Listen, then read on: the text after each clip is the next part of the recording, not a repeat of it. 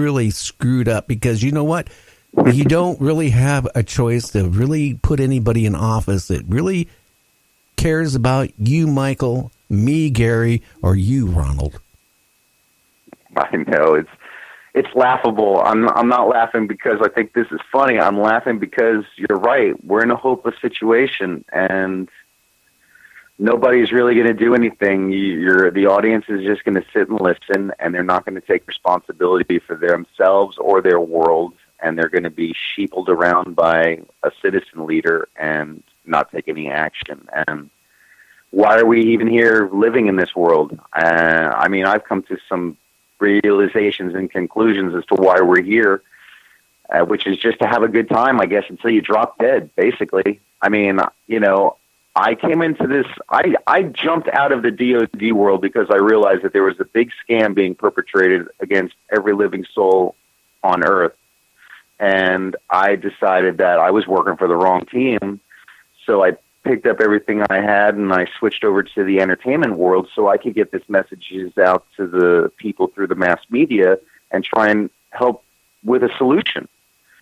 But I've realized now that we can talk ourselves blue in the face, and people are going to listen, and then they're just going to go have some ice cream and go to sleep and go to work the next day and pay their taxes and die.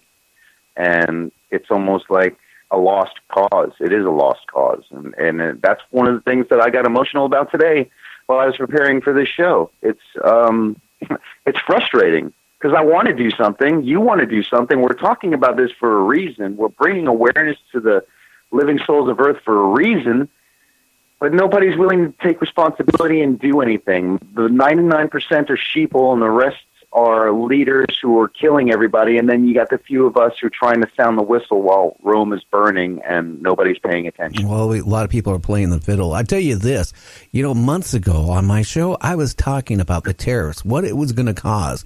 I told people it was going to cause loss of jobs. It was going to start costing the American public, not the wealthy. I'm talking about the middle class and lower income persons. It's going to cost them money, this tariffs. And then I told people about, this great thing that the president did about giving us a rebate or whatever, right, on taxes, right? Give us more money. Right. That was the most ridiculous. I'm going to say this and people will get mad at me. But that was the most ridiculous thing in the world, okay? Okay, we're going to take less taxes out, right? That makes people happy right now because it's a Band-Aid, right? They knew the economy was going tits up. Well, that gets people to spend more money, right? Well, they didn't bother telling people to the very end. Guess what? The majority of people out there, I'm talking about the people, the average income or lower income, right? Instead of getting a refund this year, they're going to owe money. Now, the IRS is making a decision right now. They're trying to figure out, are we going to nail people with penalties and interest over this or not?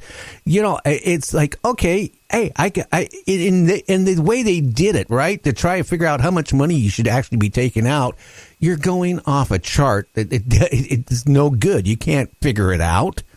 So basically what you do, I got this extra $20 a week. I better pay that extra $20 in back for my taxes because I'm going to owe money. People don't think that, okay? They got bills to pay. They got Christmas to think about. They got to buy diapers for their kids, food on the table. Now, these people come around April, right? They expect this extra money, right, to maybe pay off their payday loans they had to go, or these other loans that they got from sharks, out there, a high interest rate. They take that money they normally get back for their taxes, right? And they pay them off. And then with that extra money they get, right, they go out and buy their new DVD player or a new TV or get their car fixed. Well, you know what? Now, this is the other whammo that people aren't thinking about, okay? All these people who would have got a refund, who are not going to get a refund, they're not going to go out and buy a TV. They're not going to get their car fixed. They're not going to get a DVD player. And what is that going to do to the economy? Because you know what? I owned businesses in the past. You know what made me survive? Was April all the way for about 4 or 5 months. People getting refunds, coming in and buying shit out of my store. that gave me extra money I could pay my bills to hang on for another year. Now, the majority of these people aren't going to get these refunds. Michael, have you thought about that one? Oh, yeah. Yeah, it's just a rabbit hole that we're going to be ending up going down with no hope at the end. I don't see.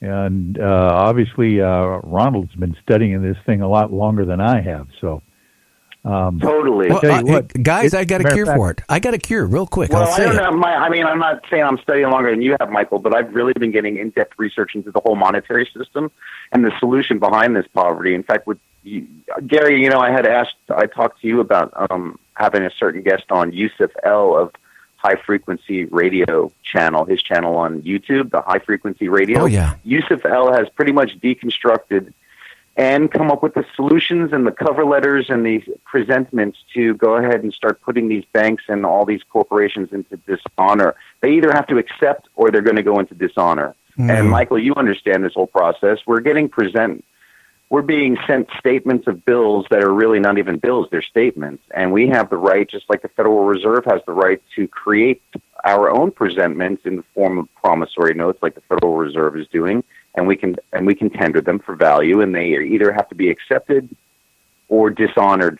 And with their dishonoring, there's a rebuttal recourse, basically. And I'm getting heavily into Yusuf L's information at his High Frequency Radio channel on YouTube, and the information is in there, and the solutions are in there. And his information, if everyone adopted this tactic of, and it's a legal tactic and it's legitimate and it's legal. This is legal use of your signature, your autograph, and presentments to basically put the banks and the governments into the position we are either going to have to start accepting our value in our presentments, or they're going to go into dishonor, and that's a hardcore jailable offense. Misconduct in public office. But I got something to say about that too, Ronald. I've been doing a lot of research on this too, and I don't want to burst your bubble, but a lot of people thought the same thing, and you know what? They ended up in prison over it.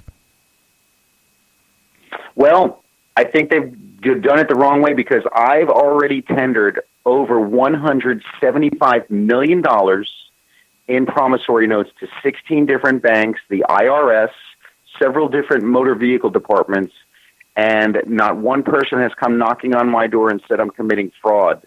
And I'm talking about $175 million. I have all of the copies of all the promissory notes I sent out. I have the certified mail receipts. I have their response letters saying that they don't accept promissory notes. Every bank responded, we don't accept promissory notes. And I responded, well, Federal Reserve notes are promissory notes. And I contacted the State Attorney General of Florida, Pam Bondi, because I sent a $2 million promissory note to the Space Coast Federal Credit Union, and they shut down my account, and their chief financial officer resigned and disappeared. And I wanted to have the State Attorney General help me with my case because they owed me $2 million, and they never returned my presentment. And she emailed me back, and I have the email saying she refused to discuss promissory notes with me. And so this isn't fraud. The people who are in jail for that have either don't really understand legal English and how to really they don't have a full cognitive map of and understanding of legal English and the presentment and trust law and the way to handle this, the tactics. They just had to do something wrong. But if I was wrong and I was committing fraud and this was just, some BS that I was throwing out there, then I would be in jail. And I wouldn't be so passionate about this, but there's nobody, and I'm doing this actively, and nobody's coming knocking on my door. And nobody's sending me bills anymore either. I haven't received one statement or phone call or email saying that I still owed them money or anything, because I sent out the promissory note. And they said they didn't accept it, but they never contacted me again. So, why am I not in jail? Well, Michael, do you have an answer why he's not in jail? Well, I don't know the specifics about those federal promissory note kind of presentments, but I do know that there are many times loopholes that are never revealed until you get to the right person in the right position in the government and or these agencies.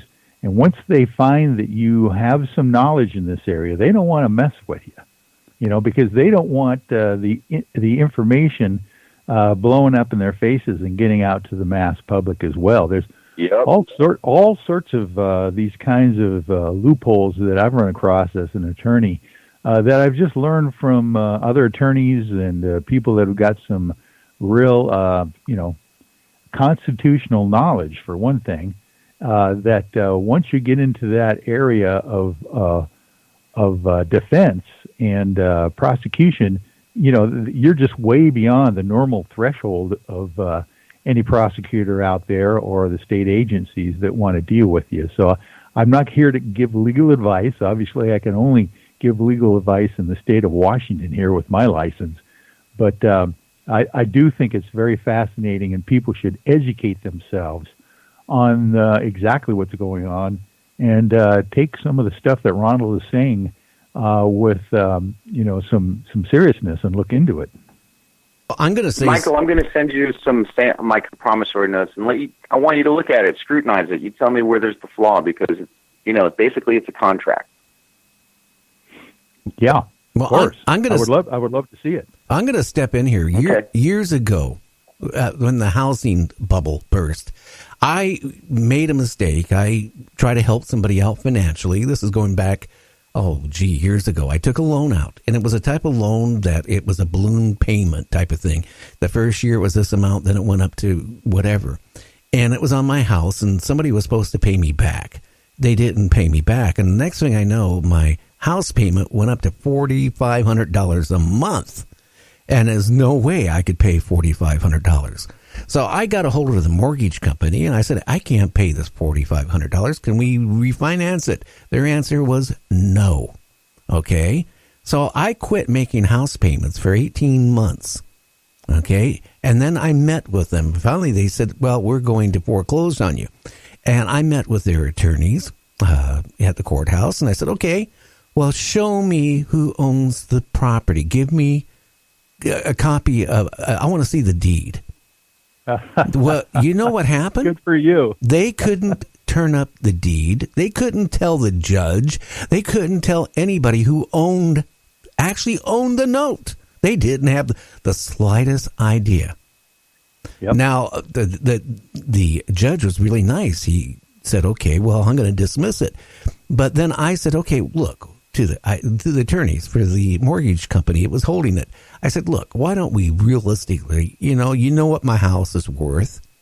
You know how much my income is? You know I can't pay $4,500. Yeah, I got myself in a rabbit hole. I can't get out. I want you to modify it. And they said, no, we can't do it. And I said, okay. Well, you know what? Well, I'll go back to court again. I want to see who owns the property. I want a copy. I don't want a copy. I want the note. You know what? 2 weeks later, they modified it. They modified my house payment 2%. Took my house payments down, which was more than reasonable, even what it should be. And that was the end of the matter. And they gave me a great credit report. They gave me you know why? Because they couldn't prove it. You know what? And also, let's face it, they got paid off right away on that more. Am I right, Michael? That soon they had their money. They were all paid off. Yeah, those mortgages are transferred almost immediately, and the chain of custody on the title and those ownership documents are so hard to keep up with when you're talking huge portfolios of these kind of things. You did the exact right thing, Gary. Oh, yeah. And a lot of people didn't know how to do it. They didn't do the research, and that's the first thing I did. I did a massive amount of research, and their attorneys were in shock that everything they did, I already was prepared for it and said, here it is. And that shut them up. Well, there's a deeper level of property. And actually, I'm going to tell you the next thing. I'm going to say this. I even got a check from the mortgage company for thousands of dollars for whatever they were, whatever. And they never really identified what it was. But I got a check from them, too, also after that. I think they didn't want to reveal to you the truth about allodial title to your land. I mean, think about it. You were trying to track down who actually controls the land, not who owns it. Because, if you own